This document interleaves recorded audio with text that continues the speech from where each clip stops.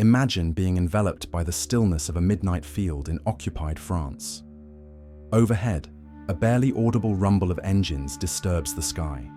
In that pivotal moment, a single parachute emerges, a vision of courage drifting down toward hostile territory.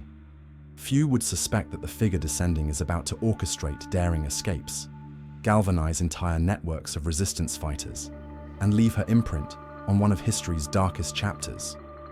She defies all expectations with an unwavering resolve, ready to risk everything in service of freedom. Her name is Pearl Witherington, codename Marie, and this is her story. Before we delve into the gripping events that shaped Pearl's incredible journey, I need your help keeping her legacy alive.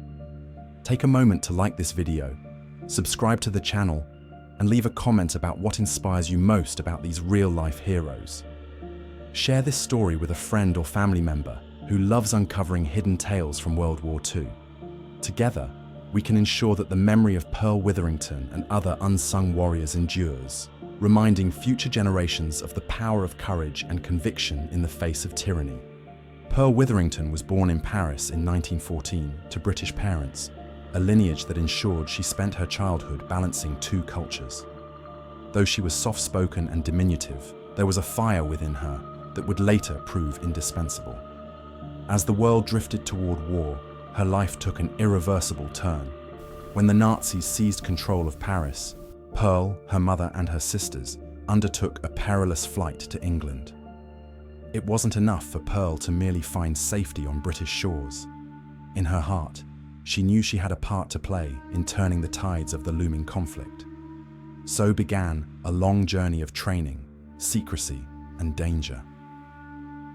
In England, Pearl enlisted in the Women's Auxiliary Air Force. Although her new role was certainly helpful to the broader war effort, it hardly captured the breadth of her ambition.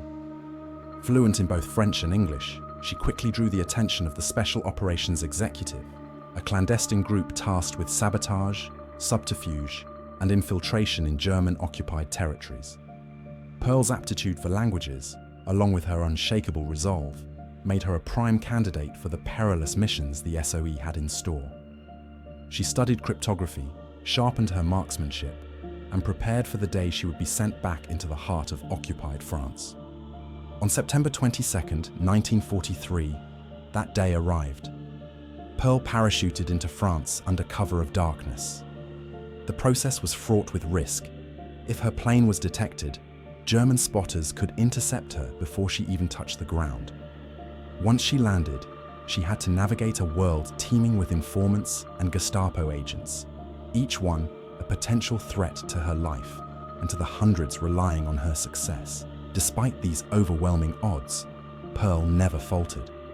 She linked up with underground cells, passing along vital intelligence, coordinating supply drops, and ensuring that the lines of communication remained intact for the SOE's stationer circuit. Her intelligence work was instrumental, but Pearl soon found herself needing to step up even further. When Maurice Southgate, the leader of the stationer network, was captured by the Gestapo in May 1944, Pearl refused to let the group dissolve. Instead, she took command, quickly reorganizing and mobilizing what remained of the cell. Under her leadership, over 3,000 French resistance fighters carried out critical acts of sabotage, blowing up railway lines, ambushing convoys, and disrupting German supply routes as D-Day approached. The success of these efforts placed Pearl firmly in the crosshairs of the occupying forces, who were eager to stamp out the growing insurrection. The Gestapo put a £1,000,000 price on Pearl's head, a stark testament to how seriously they viewed her threat. Yet even with the bounty looming, she persisted in her mission. Days after the Normandy landings, while the world braced for a massive Allied offensive, Pearl's network ramped up their operations behind enemy lines. Skirmishes flared in rural meadows, train depots, and small villages. Pearl herself often picked up a submachine gun and joined her fighters in the heat of confrontation, calmly directing them through bursts of gunfire. On more than one occasion, she narrowly avoided capture, slipping away under the cover of night after exhausting all her ammunition. Through harrowing nights and tense days, Pearl witnessed both triumph and tragedy. Comrades were lost or taken prisoner.